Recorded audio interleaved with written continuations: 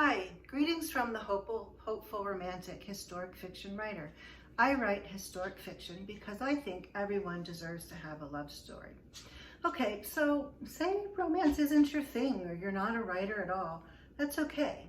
This vlog is for you because I'm dedicated to you, if you've ever wanted to become a writer, to help you develop dynamic characters for your books.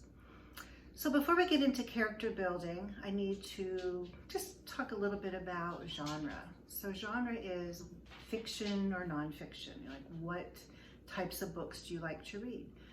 So nonfiction is very, very broad. It's a broad category. It encompasses biographies, histories, travel. It's humor, could be commentary, it's instructional, and it also helps one ponder philosophical thoughts. So these are really great books to have a main idea about a philosophical theme, and you can discuss it with your friends and just spend hours and hours debating. So that's a really good genre to write about if you like that. Fiction, on the other hand, describes imaginary people and events. It's a lot of fun to write. There's a lot of fiction out there. It's a creative outlet to just go wherever you want to go. So I've written both. I've written nonfiction and fiction, and I'd like to show you some examples of what I've written. This is an example of nonfiction. It's titled Food for Thought, Energizing the Busy Professional, and it was co-written with a surgeon I worked with in an ambulatory surgery center. We were turning over an OR and we're discussing the general health of people.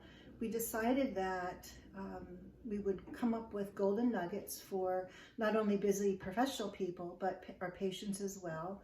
And I wanted to get this out to the general public so that they could just pick up one idea from the book that would help them be a little bit more healthy. So again, it's titled Food for Thought, Energizing the Busy Professional. I've also written articles for Therapeutic Times magazine. This is an East Coast publication. You can find it all up and down the East Coast.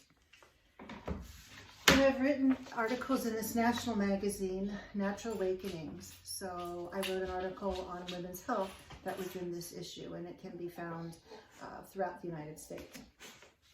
So those are examples of nonfiction. As I said before, I've written both. This is an example of fiction, but it's historical fiction. So it's what that means is that historic fiction is about, it takes place, actually the plot takes place in a setting in the past. It helps us get into the minds of people who were in past societies. It induces empathy and then a real life connection to historical events. As a history buff, I love to write romantic historical fiction. I like it because as a creator, I get to control the destiny of my characters. But I want to show you this book again one more time. The title is The Day the Train Stopped, and it's the second book that I wrote.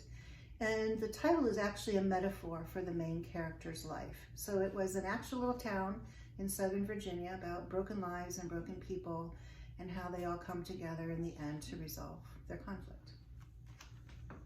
So as I said earlier, through my characters, I weave this beautiful tapestry of their lives and their emotions and things that have happened in their life.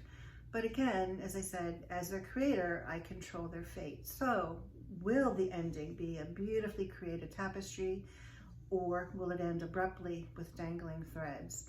I generally don't prefer to leave things unfinished, unhinged. I don't like dangling threads. So I always provide a catharsis for my characters to resolve their conflict.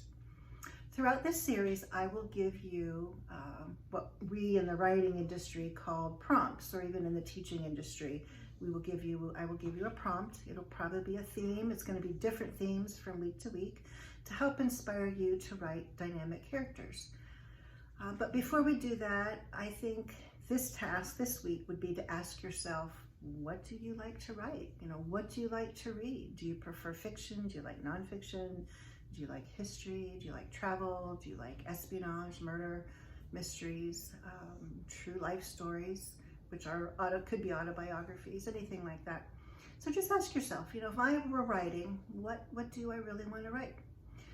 So until next time, I bid you peace and happy writing.